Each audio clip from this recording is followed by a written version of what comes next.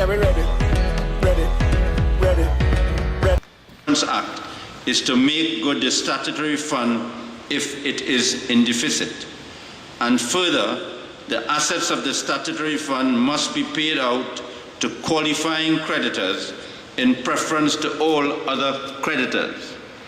It follows that if there are assets available to meet the liabilities of the statutory fund, they must be applied to meeting those liabilities, and they cannot be applied to paying non-protected creditors until the statutory fund's liabilities are fully covered.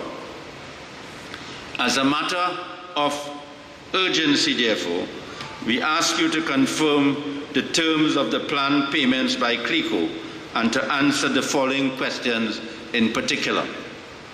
1. Is it intended that CLICO will pay EFPA policyholders the balance on their policies calculated as at the end of the fixed interest period of those policies, with no payment of the further contracted interest accruing thereafter at the minimum rate or some other rate set by CLICO? 2. If so, what is the justification for paying EFPA policyholders less than CLICO's contractual obligations to them and less than is covered by the statutory fund? 3.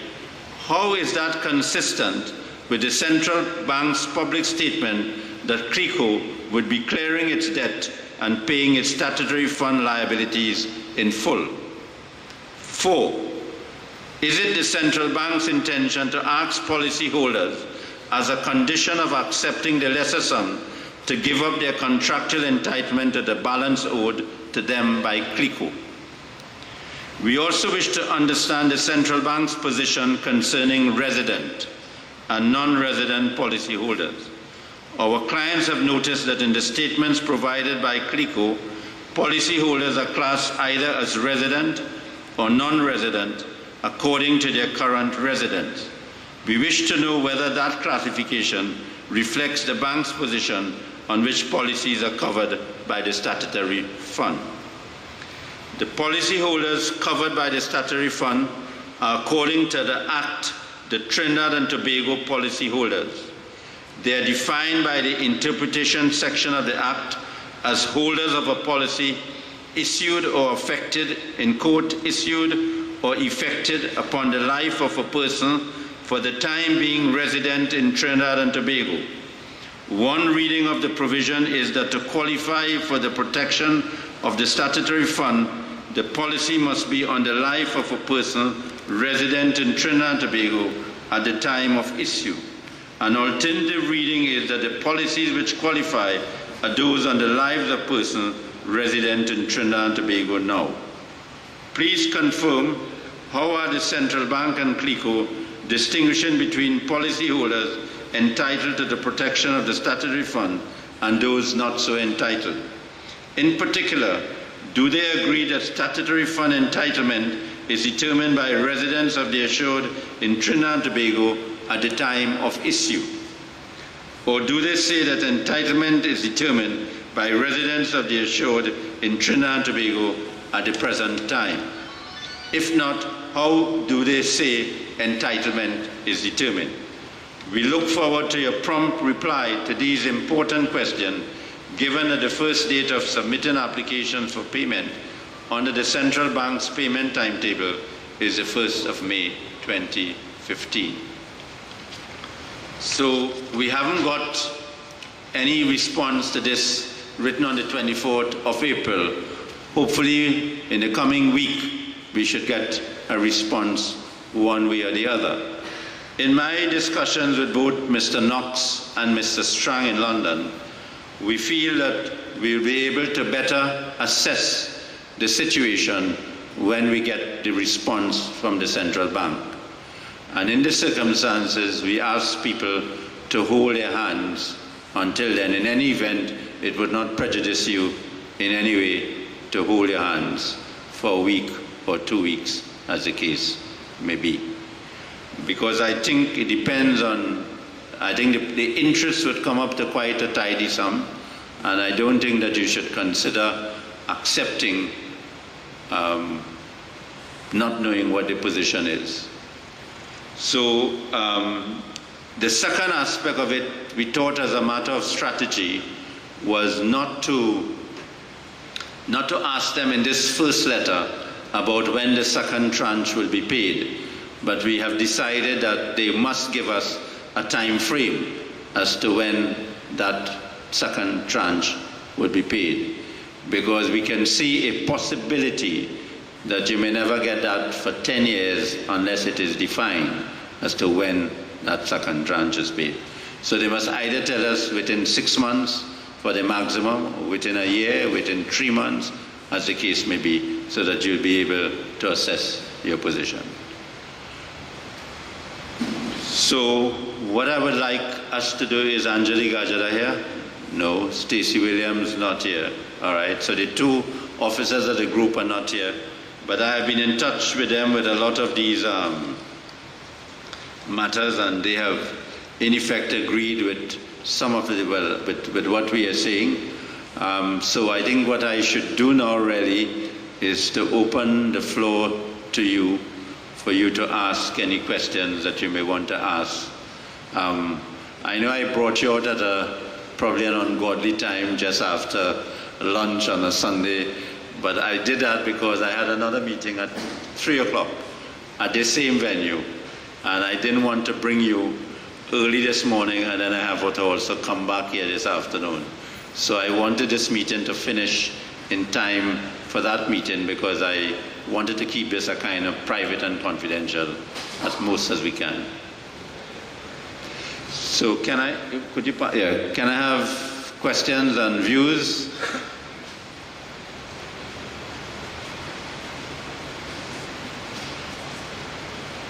Mr. Maharaj? Yes.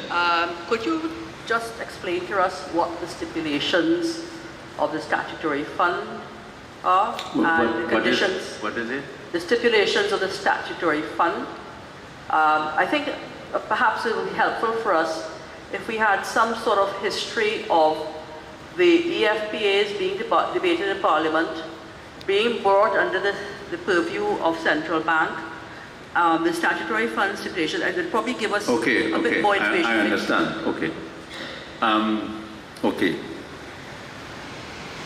Under the Insurance Act of Trinidad and Tobago, as you know, over the years, there have been a lot of insurance companies that went bust. And when it went bust, or when I use that expression, bust, and when the financial institute went bust, people lost their monies because there was no protection. And in cases where there was even a protection, you didn't have proper monitoring of it.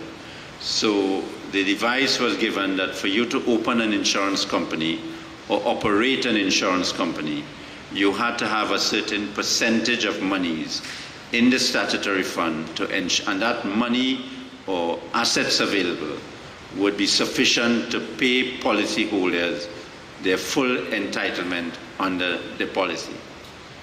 So it used to be that the Minister of Finance was responsible for ensuring that the insurance companies are monitored, that before they can operate and they can stop operating, the Ministry of Finance had the power to stop them from operating if it believed that the figures that they were giving them were not satisfactory.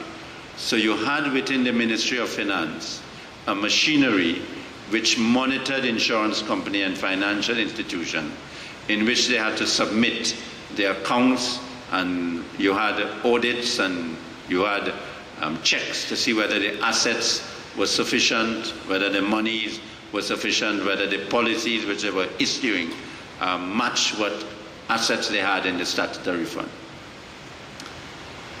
Then a law was passed which changed the monitoring mechanism from the Ministry of Finance to the central bank, because then it became the central bank function to monitor the insurance companies and financial institutions. And the central bank was given a lot of more powers, because the central bank had the power to close down an insurance company, wind it up, do whatever it wanted with it if it was not satisfied. So you started off with a situation in which if you were putting money in CLICO through an EFPA policy. But let me get to it. An EFPA policy is covered by the Insurance Act to be protected by the statutory fund.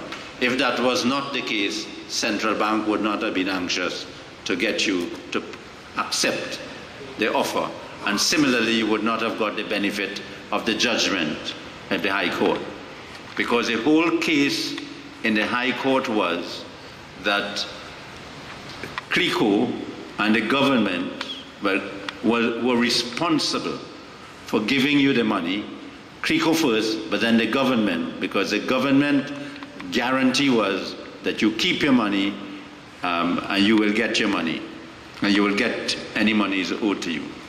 So what it meant is that it meant that the government, and when I mean the government, I don't mean a particular government, the institution of government, but let me see if I can explain this. The state of Trinidad and Tobago has three arms of the state. One is the judicial arm of the state, which is the judiciary. One is the legislative arm of the state, which is Parliament. And the other is the executive arm of the state, which is the government. So whichever government gets into power, that is the executive arm of the state.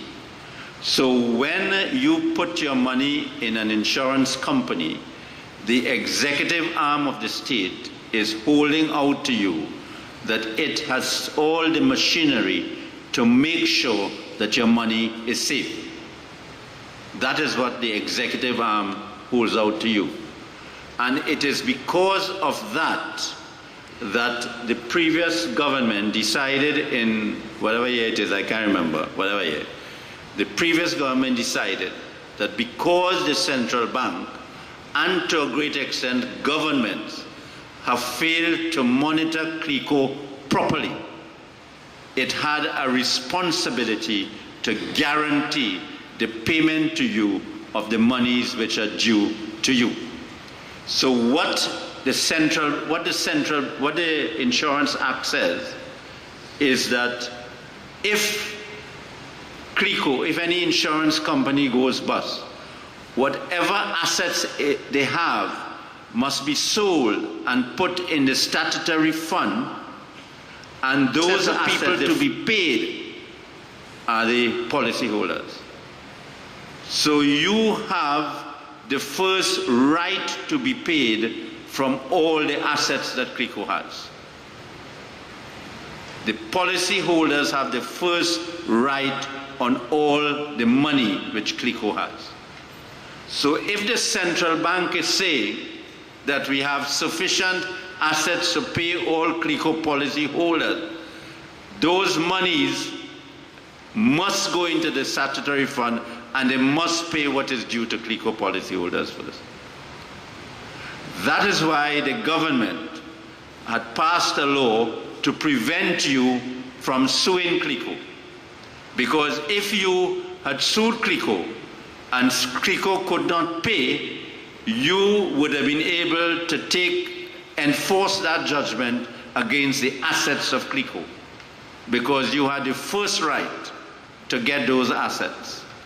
So what the government did is the government gave you an offer, prevent you from filing CLICO, and hoped that you would have had to wait to today or any other day to see how you get your money.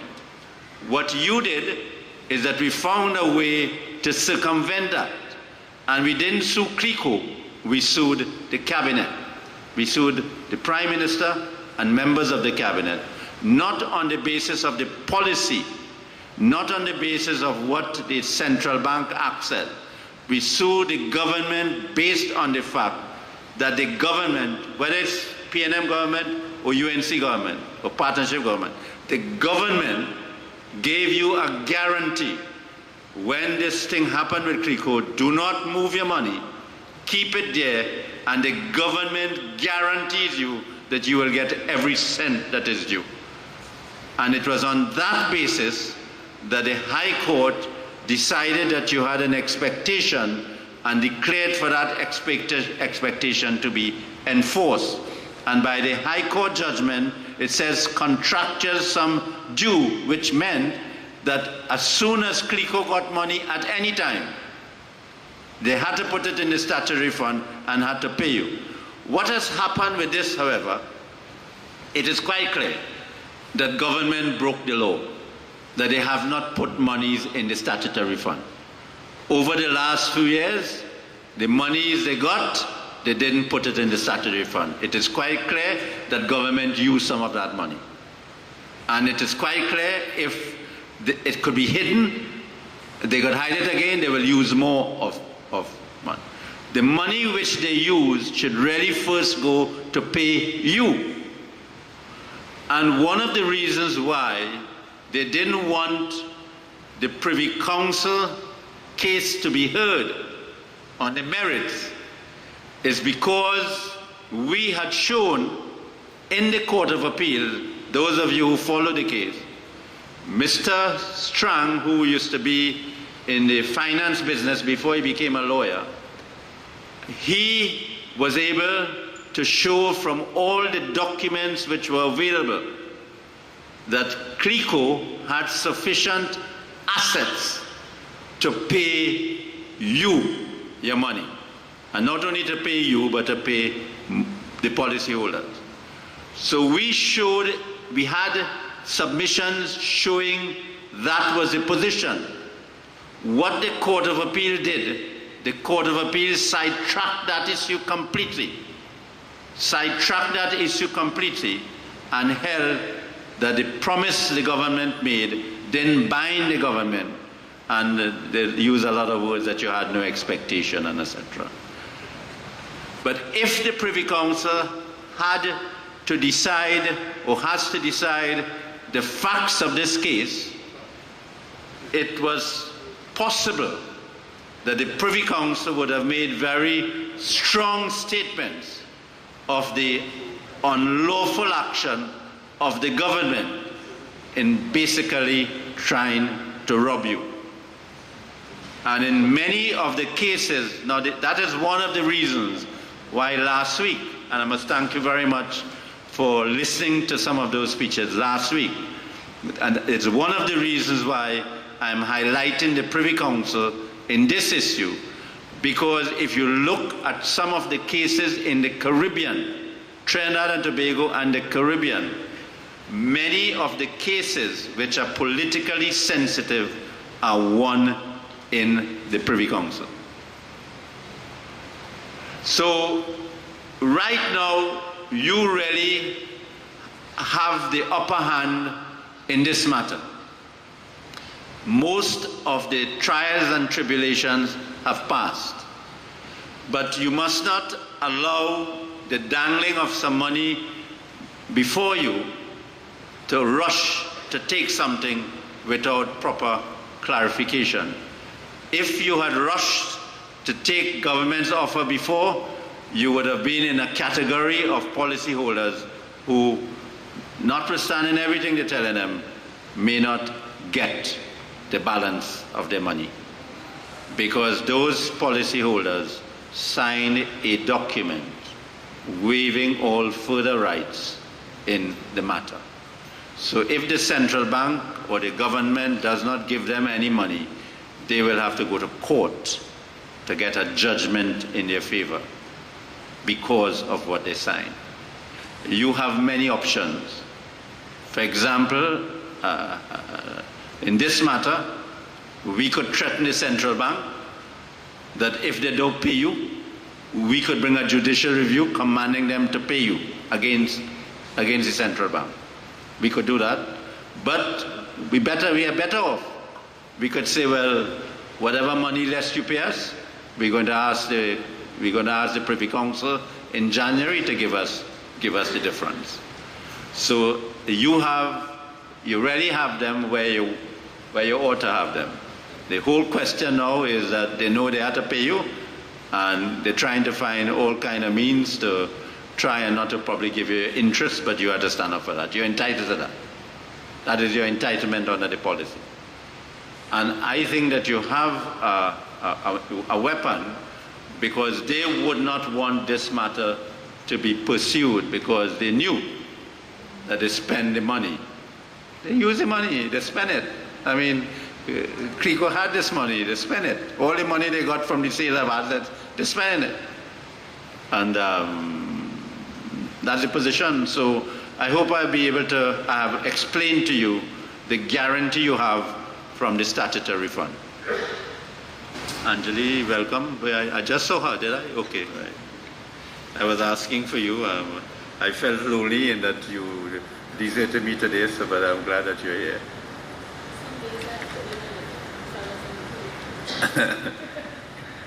You wanted to say anything, Anjali? To tell them? You want to come up and... Yeah, because you have been involved in that. I told them that our view is that we should get the clarification first and then we make a decision. It may mean that we will have to just inform them and then call a meeting after. But we should get an answer sometime in the coming week. And I told them don't be rushed to go and take any offer without signing, without us being sure. Yes, you all can hear me, right? Okay. So, as Mr. Maharaj said, and I have told some of you who called me, it's best that we get an answer and we have all those little loopholes closed for us before we go to accept any funds from CLICO, right? So putting that aside, if your name comes up on the schedule and we don't have an answer as yet, everybody could go in July. July is not so far away and we have all waited so long already, right? So I'm hoping that all of you could accept that. It's best that we get the answers first. Now, having said that, when the time comes to accept these funds, I brought with me a printout, and I'm going to pass it around, of the forms that they have on the website for you to fill in, right? And what is missing from these forms is a surrender form. Now, I have inquired, and this is not an official response, but I am letting all of you know. The policy is not being surrendered. Until you have filled in a surrender application, your policy is not surrendered. That is one. Two, until you have received all the funds due to you under your policy is not surrendered. Right?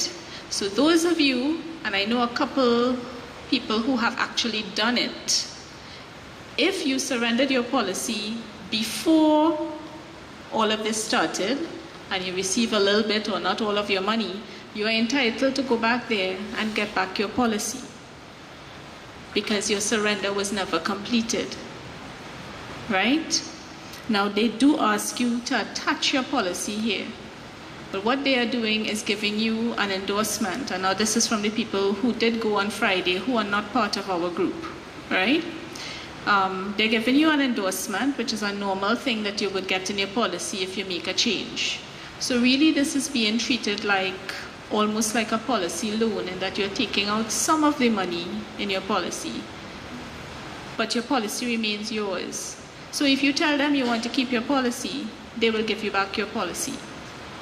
And I am advising everybody, and I did discuss this with Mr. Maharaj, that you ask for your policy and you hold on to your policy until you have received all of your money, right? The policy is just proof for them that you have this policy. They may make a copy, whatever they want to do, they give it back to you. Also today, I noticed, and you may not have seen this before from when they first put up the forms, they are now asking for you to fill in a source of funds declaration. Now, I have never heard of anybody filling in a source of funds declaration to receive money. You could do it to deposit money or hand over money, but not to receive money, right? It seems as though this is a source of the funds when you deposited or when you purchased the policy years and years ago. I've asked Mr. Maharaj about this. I don't see what is the point. I don't see how it falls under the law, the financial, because really this is about washing money, right? That is what the law is there for. So I really don't know what is the validity of asking for that, and we will look at that as well. But that should not be a requirement for you to withdraw funds that you already have there. I think those are the main things. So now it's just for us to get a response so that we could say to everybody, it's okay. You could go ahead now and apply for the funds. Yes? On the source of funds, what happens now in Trinidad and Tobago, some of you would know that if you go to the bank to deposit some monies and it over a certain amount, you have to fill out a form where you get the money from. For example, when I send persons to the bank to deposit monies, I will have to say it's legal fees or money paid on a conveyance or whatever it is. The whole purpose of that is that you have money laundering laws, and it imposes obligations on the bank to be able to determine whether there are suspicious transactions, so that if you go to the bank and let's say you go with $50,000 in cash and you cannot disclose where you get that money, whether you are a vendor or whatever it is, they could then report it to the central bank as a suspicious transaction to the financial unit, and then they could investigate as to whether you're involved in money laundering. So that is a question for the source of funds. This, however, when you took out your policy, it was long before, must have been long before all these measures came into place. But this is not monies that you are putting into an insurance company or into a bank. This is money which they owe you and it's being paid to you. When you get that money and you go to the bank, then you have to say where you get that money from. So what we could do in the second letter we write in to the central bank, we can mention some things about these documents, because if it is pointed out to them and it looks so stupid, they would probably decide not to worry with it. It may be somebody in the government or somebody, just tell them that they want to make it. Otherwise, you'll have to remember, well, if you put $100,000, whether you got $50,000 as a pension, or whether you get your daughter give you so much and all kind of thing. I mean, it's just more paper to fill out and more bureaucracy to get your own money. Okay, any questions? Yes, sir.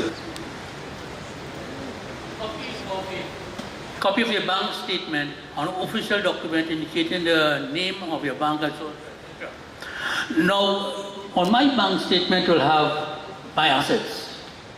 Do I have to give them back or can I blank it off? Help me. You mean as a condition? Yeah, they say you have to produce a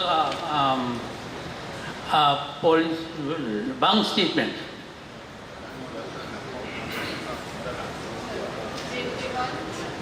You better deal with it. Yeah, where they're asking for the bank statement, it's really just that they want to verify that they have the correct account that they're sending it to, so that there's no chance that you're making a mistake in the account number and it goes to the wrong person's account. That's all. They want to verify the account number, not how much money you have in the bank. So I could blank off that and give it. Yeah. Give it statement. Thank you very much.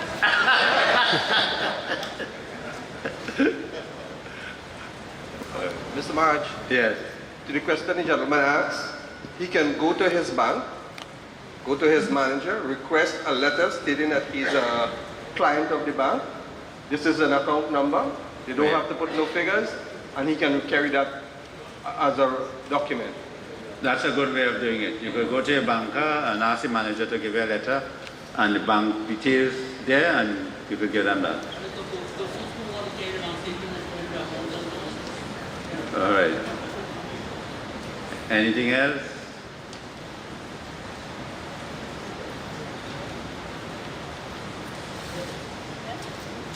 All right, yes, good afternoon. I just want to make a comment on what you Sure. said before. All right, from what you said, flowing from what you said, I always suspected when I saw the reckless spending on life sport, over $400 million, and nothing to show for it.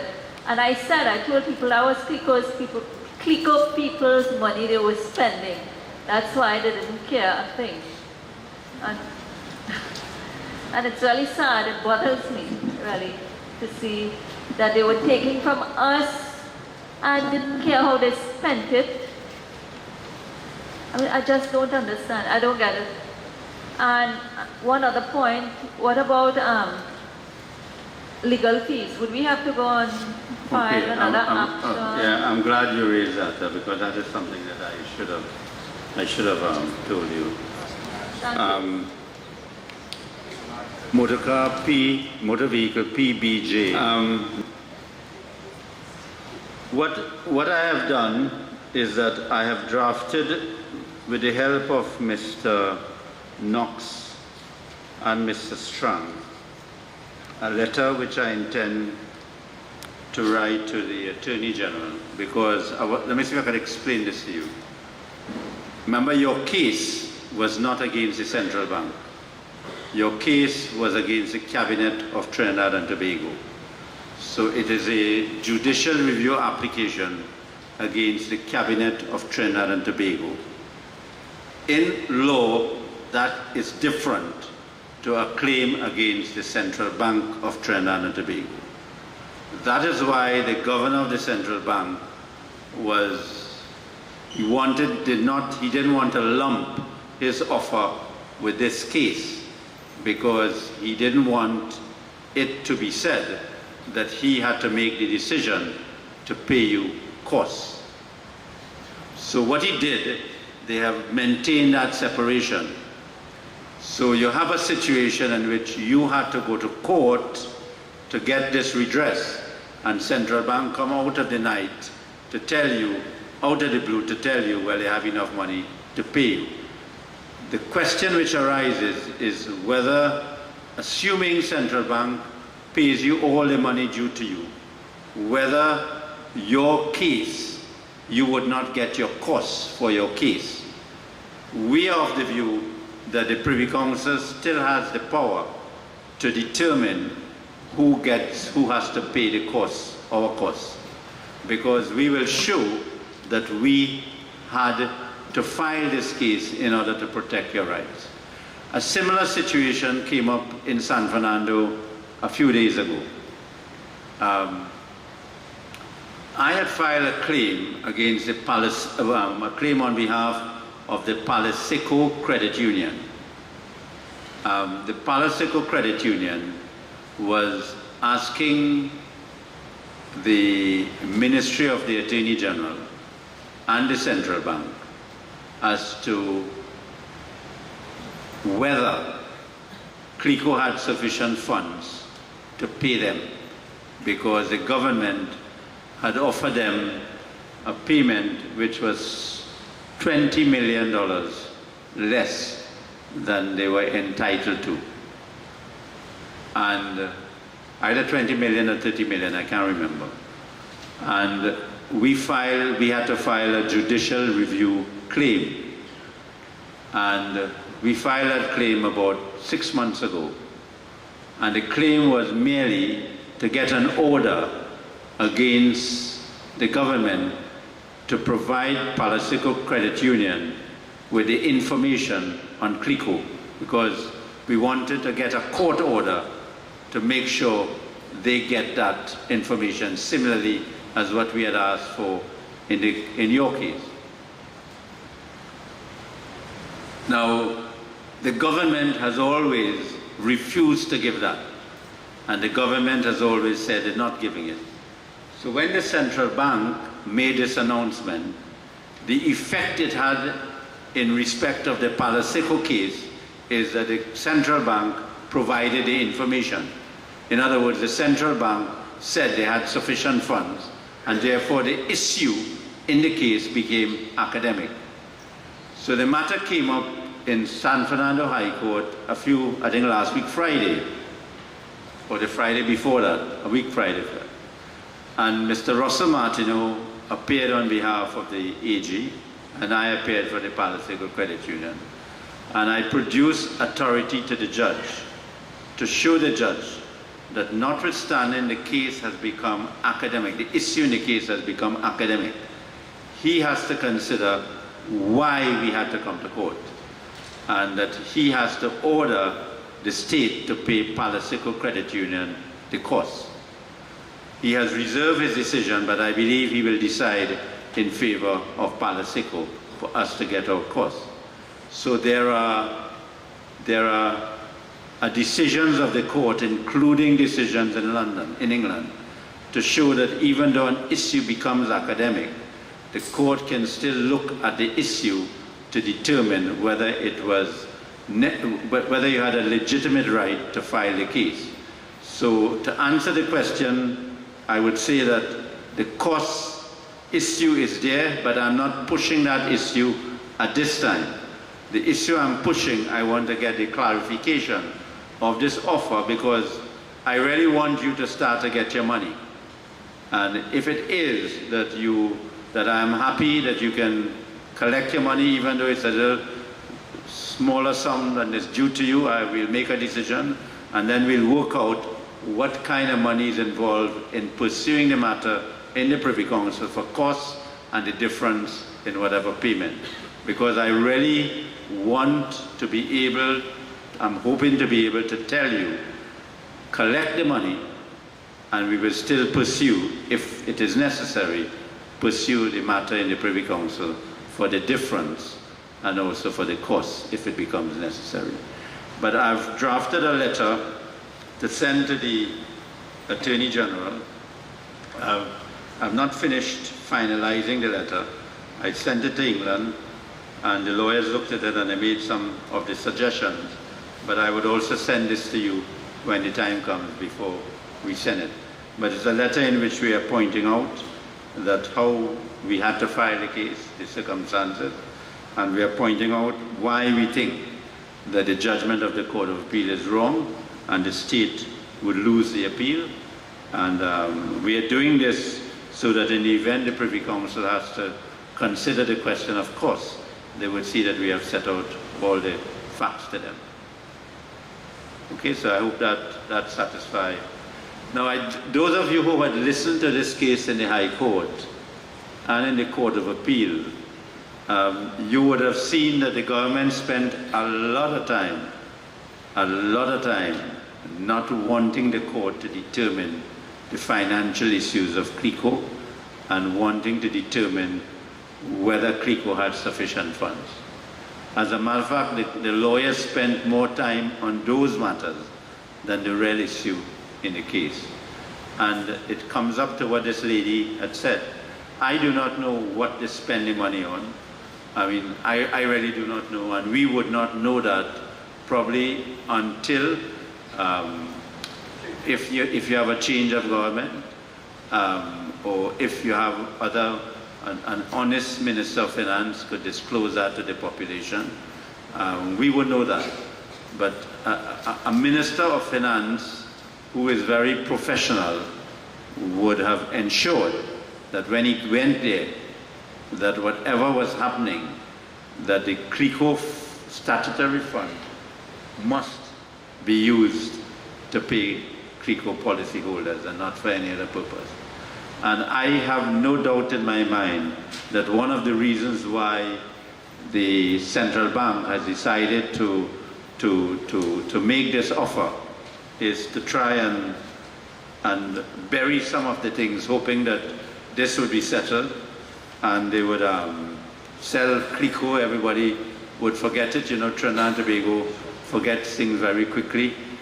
Election would come, election would go, and you don't know who will even forget everything, and people will get away with what they did. So, but I think at this stage, you shouldn't worry too much about that. You should worry about trying to get the best deal that you can for your money, and let's see if we can get that sorted out. And if we get that sorted out, we will fight to get our costs. because they can't deny you that cost, because you had to pay a lot of money to bring lawyers here, to file this matter, Court of Appeal, and costs are still mounting in the Privy Council because we haven't stopped the process.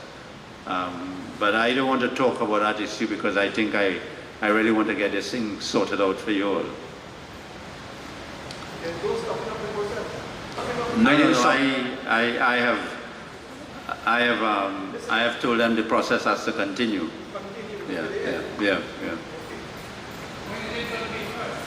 Oh, sorry, the case is fixed to be heard. There's a date in January. I can't remember the date. I think it's the 20th. The 21st of January. 19th, 20th, and 21st of January. 3 days is set aside for it. And what happens in the Privy Council, when you fix a case to go on, it doesn't adjourn or anything. Even if the lawyer dies, they don't adjourn the case. Case going on. I think they can see the case through the... Yeah, I see it often because I'll get my office to send you the link because you could start looking at Privy Council cases and it'll give you a good idea because you see how different it is to Trinidad. So for example,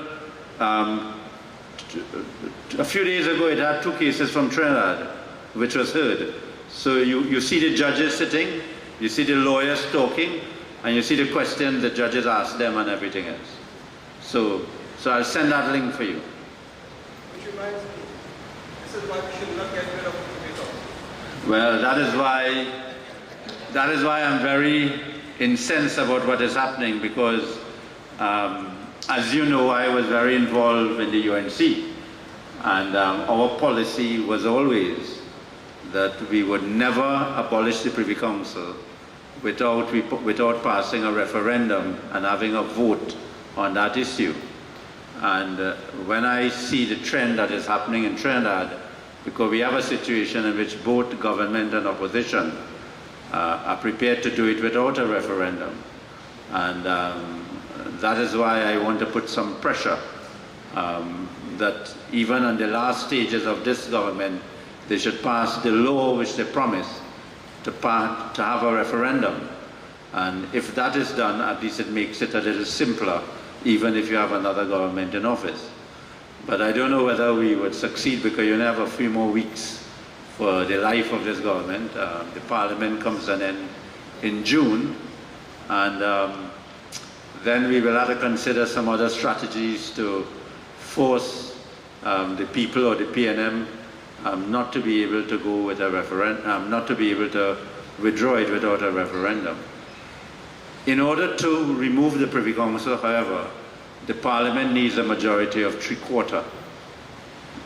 So it would mean that with a small majority in the House, it would be very difficult, and you could always put pressure upon an opposition not to support it, you know what I mean?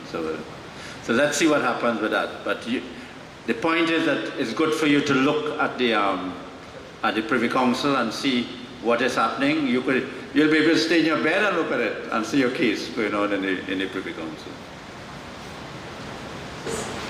First, I must thank you for all the effort you're making. This 12% statutory interest that you said in the previous times, if we take this offer, would it affect that?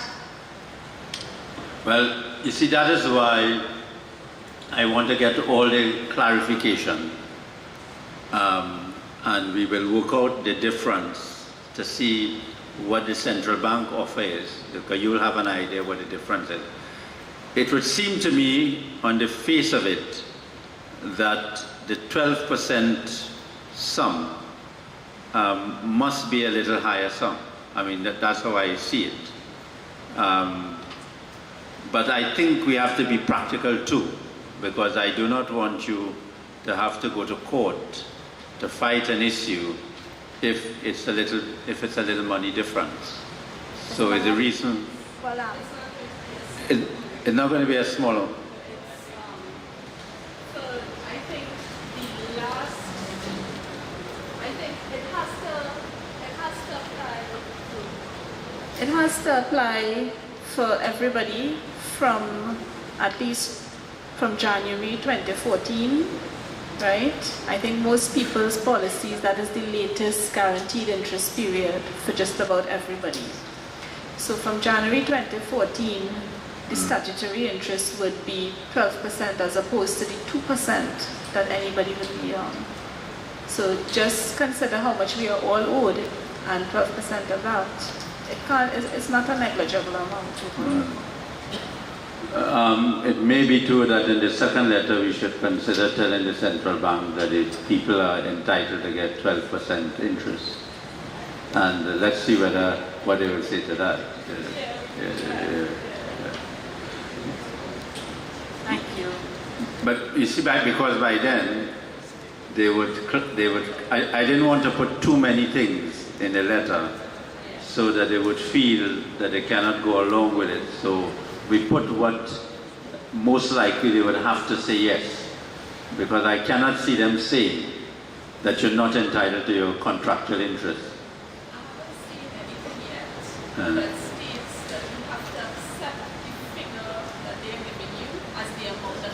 No, they haven't. No. And I don't think that they would be able to do it, having regard to what he said. Because the central bank is saying that we have sufficient funds to pay, and the whole offer is based on the fact that there is sufficiency of funds. If we have a dispute as to the quantum, as to the amount, we can take whatever action we want to take. But he can't impose a condition that we take less than the contractual sum, because that will be contrary, in my view, to the Central Bank Act. So they're in a position in which I don't think they could lay as a condition that either you take this or you do not, and you waive your right. It is not like the previous offers. Remember, the previous offers was on the basis that there was no money, no sufficient assets to pay you. So what the government was saying, that you cannot get your money, but we are prepared ex gratia to give you this. And if you're taking it, we could say as a condition of taking it, you waive all your rights. This is a different situation. This is where the central bank is now coming and saying, okay, we now have money. The black hole in CLICO is filled. We now have money. As long as they say the statutory fund has sufficient assets to pay you, the law triggers. The law is that if you have sufficient assets, you have to pay us. The issue is not whether to pay us now. The issue is whether you're paying us the interest or you're not paying us the interest. So that will be a dispute as to the sum that they're paying you. So it would seem to me that when that letter comes back,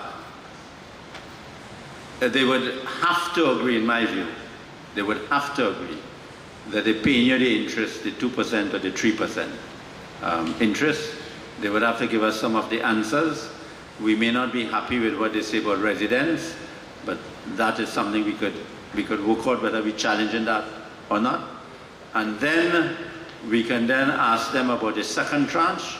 We want a maximum period, and then we could tell them, well, we want to draw to your attention, there's a court order, 12%, Court of Appeal has set that aside, and we also tell them that the appeal is pending, and whether they would give us an undertaking that if the Privy Council reverse the decision, they're going to pay us the difference. They would say no, but that will give us a reason to be able to think it. So we'll work out the strategy when the time comes. Yes, ma'am. Thank you. Mr. Maharaj, I am Claire Boyce. I'm speaking for Harold Boyce. Yes, yes. And you well, don't worry, a lot of ladies now speak on behalf of their husbands. Whatever, yeah, it's supposed to be mine.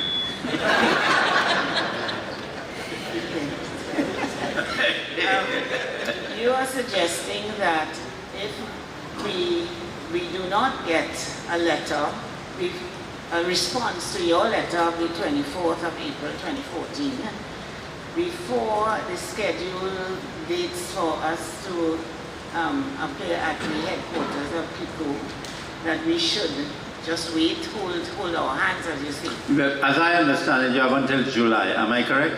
So this July. is what I wanted to ask. Yeah. July, about this time in July. Yeah. And this, we are now in the month of May, and we'll sort this out in the month of May. But they have not given anything resembling a deadline.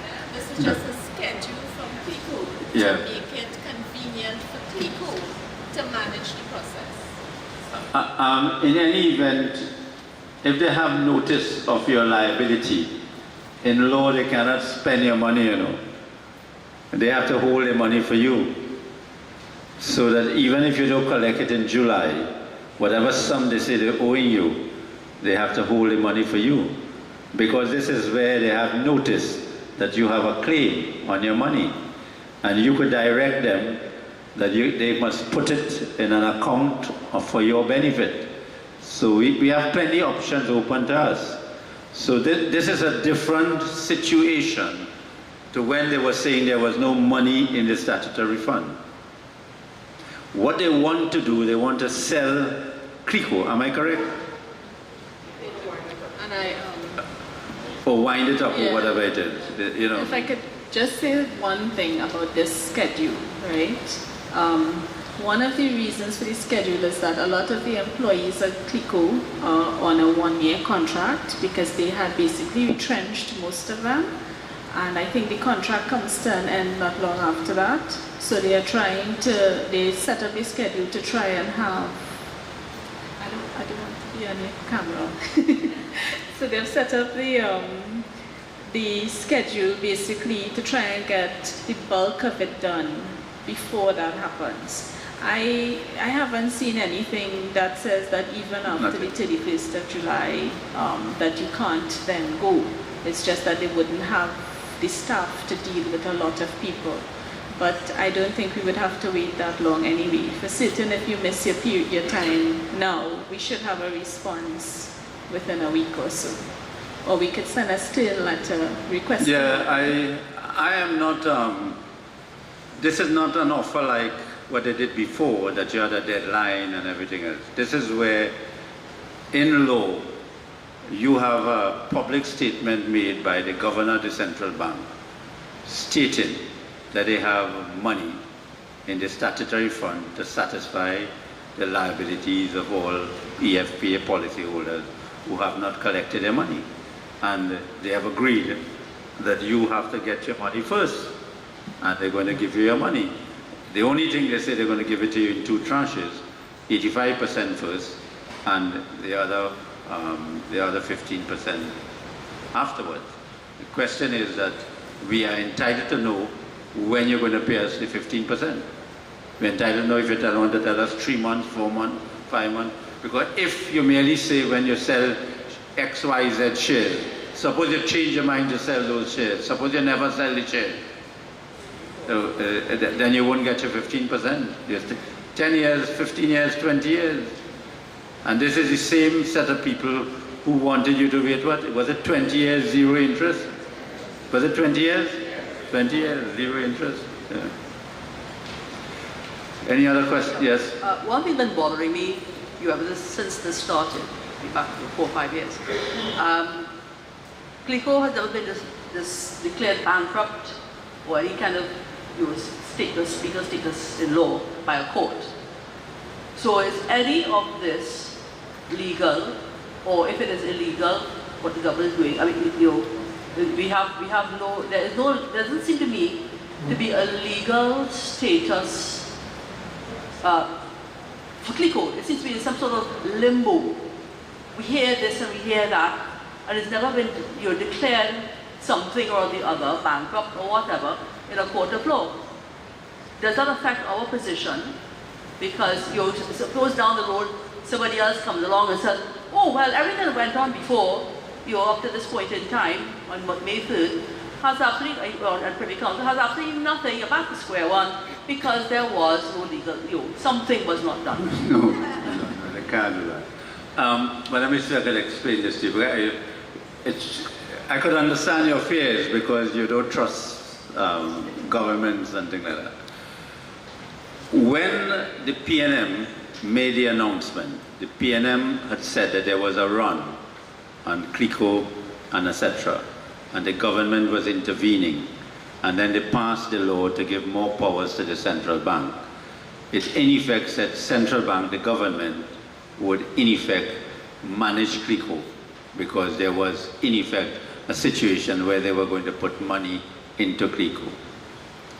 And CLICO continued under the management of the central bank. They continued to run business and etc.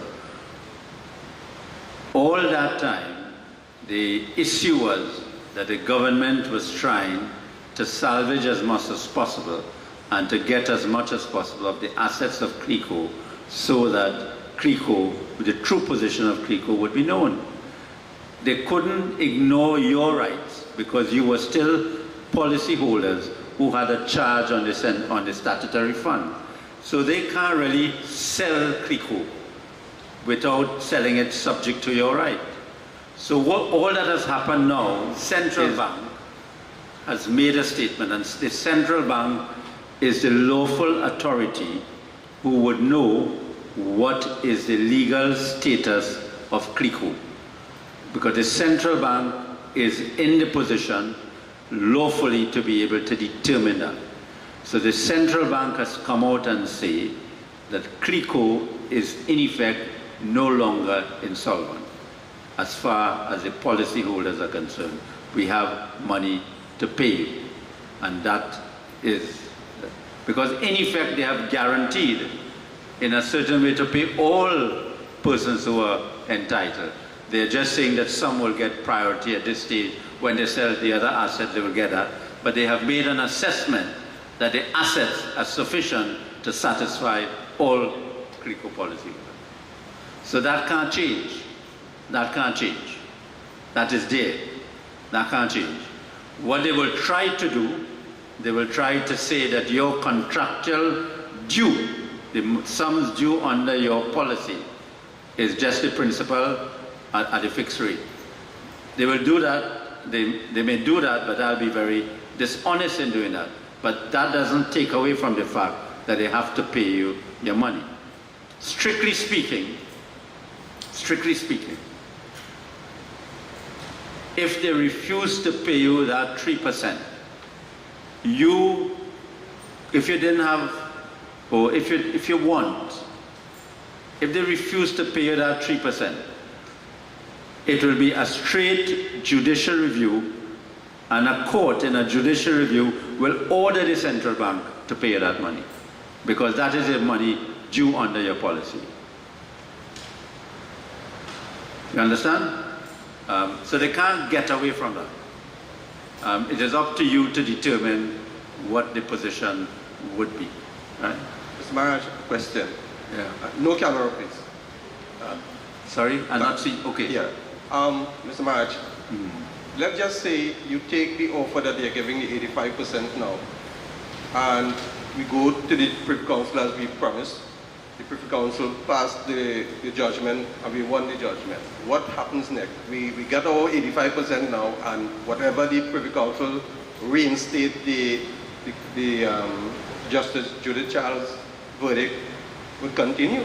Am I understanding this thing correctly? Yeah, my position is, at the present time, is depending on the answers they gave you. Suppose they tell you that we cannot tell you when you're going to get your 15%. When the Privy Council tell them they have to pay us, they'll have to pay us. Yeah. But then the 15% will be included in there? Sorry? Then the 15% that they don't know about to pay us will be included in the judgment from the Privy Council. Yes, but you see, in law, when you're dealing with two separate entities, we have to go through the motion of trying to find out from the central bank when they're going to pay us. If the central bank, for example, tell us that you will get your second money in 6 months' time, the Privy Council wouldn't find that as an unreasonable setup. So the Privy Council would probably say that you should wait for your 6 months to get that. If the central bank doesn't tell you or say you'll get it in 10 years, that's totally unreasonable. So it depends. That is why the answers from the central bank to our letter is very important for two purposes. One, to know what we do, and second, to know with the strategy what we do with respect to the matter in the Privy Council. If I were to understand clearly, the other 15% would be paid to the policyholders when MTH is sold. Yeah, but we don't know when that will happen. Well, I think we're supposed to find out when that transaction is going to take place. Well, we only want to find out what is the maximum period we have to wait. Okay. Whether they sell that or they make another decision to divert some other assets to pay us. The question is, we want to know, or if they want to tell us they'll sell it in 6 months, but we need to know when. You need a deadline date. Yeah. Okay, I share your views. Okay, thank you. All right, any other questions? Something going around about that rating. About? Moody is the Yeah. like Trinidad's financial status has obviously been downgraded, and clearly your government's ability to pay is going to be. But you see that question you asked? My question is, considering the first tranche of $4 billion went to the government, if we are now in financial crisis, my question, and if the statutory funds have money in it, right? Realistically, where does that put us as a group to reclaim to get back our money? Because they've taken money before, it's not going to stop them. Just an explanation about the Moody rating, right? The Moody rating is really meant to inform investors in investments that would happen in Trinidad and Tobago, right? So, for example, people who are buying bonds from the government, a lot of large funds and so on would buy bonds from governments across the world for long-term reasons and stability. The Moody rating is really about investing in the country, and it's meant to inform people outside the country about investing in the country. And yes, they are worried for good reason, and I would think that what the government did with us in terms of guaranteeing, encouraging you to keep your money in CLICO, I think all of us, that is what encouraged us to do it, because the government said that you don't worry about it. And then they went back on that. That alone should have dropped that rating instantly, because it means that the government's word is negligent. It doesn't mean anything. It's worthless. But what I would, okay. In terms of the Privy Council judgment, does that affect the way that they would look at the case? My question. I'm not hearing you. See, would you use the microphone? Not a big mouth, sorry. In the case of the Privy Council judgment, from their view, would that affect the case in any way? Because you're looking at the ability of the statutory fund, the government. You mean would Moody's report affect the case? Yes, that's my question. All right. Well, I'm going to answer that in many ways. But we are very fortunate this evening that if you remain, you will hear Ms. Mary King on the economy. After this meeting at 3 o'clock, we have a session, not policyholders, but anybody could remain. Democracy Watch is having a public education program on the economy, on crime, and on corruption. Ms. Mary King, who is a well-known economist, she is going to talk on the economy. And I think Moody would have some relevance, in my view, some relevance to what we are talking about here today. Okay? But as far as I see it from a legal point of view, for the court case and the Privy Council, that would have the Privy Council is not concerned about whether government has money or it doesn't have money. The Privy Council is concerned about the legal issue is. Okay? For example, in Grenada some years ago, they gave Gary's daughter a lot of trouble to get money. The matter had to go to the Privy Council.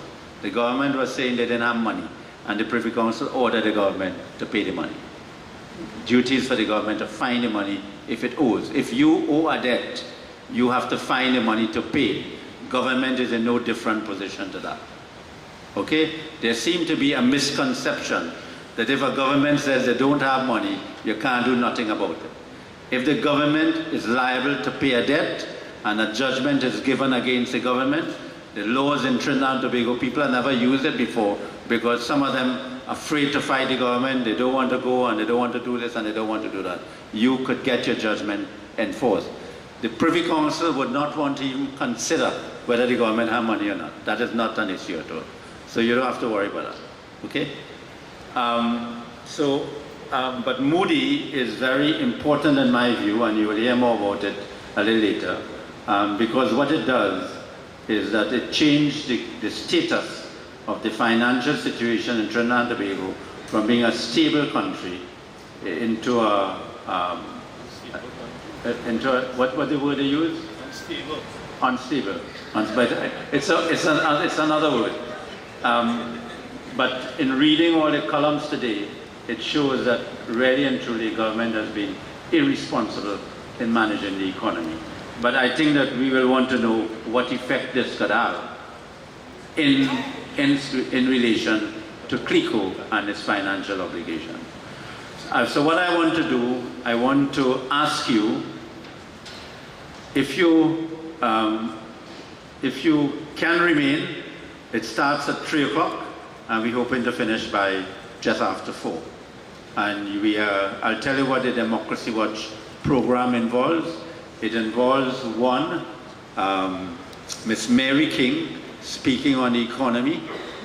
2, it involves I giving a talk on the crime situation in Trinidad and Tobago, and it also have Mr. Abdullah and Mr. Warner talking on the program. And you can ask questions, and we can bring up questions and etc. But that meeting is just after this meeting. So I want to close this meeting. Now we could get up and walk around, relax a little bit, and then we sit back and we start the meeting. Take a 5 minute. On layman's term, right? If my name starts with A or my last name is A to D, are you saying don't take that offer until July? And what would be the response of the government? Because on May month, we have to go to fill out those forms and all that. I don't know that you have to go to fill out the form. Well, you don't have to go to fill out the form. You want to? The circular says, and I have a copy, all right, and I will show you. It does have a schedule for people with A, people with B for your last name, okay? But that schedule, if you cannot go during those days, you can go anytime in the whole month of July, from the 1st to the 31st. It also says that in the ad, right? Now, it's a choice. The reality is, it's a choice you have to make, okay? Are you going to go and take it, whatever? Or are you going to wait and let us get all the issues cleared up before you go and take it? All right? There's no expiry for it. I think it's to wait another month. You wait so long already to make sure that you can get the rest of your money and you're not giving it up. You see what happens? Some of you may have come late, but we explained all that already, but we'll explain it again if you want. Listen, I am staying for this meeting. You could come and talk to me. We can talk downstairs while Mr. Maharaj and the other meeting goes on. Okay. Yeah? Okay. You have one more.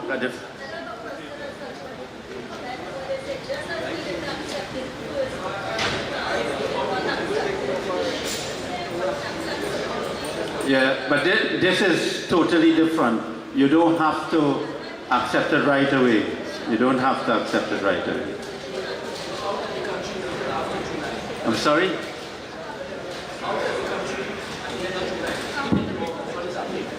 You mean if you go out of the country and then you miss it in July?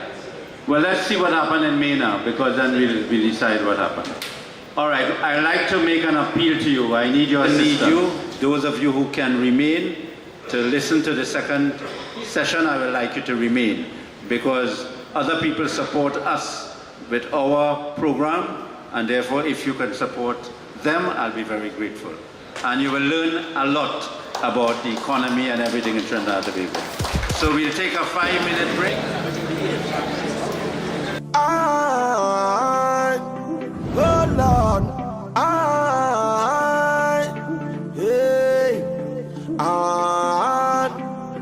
good Lord.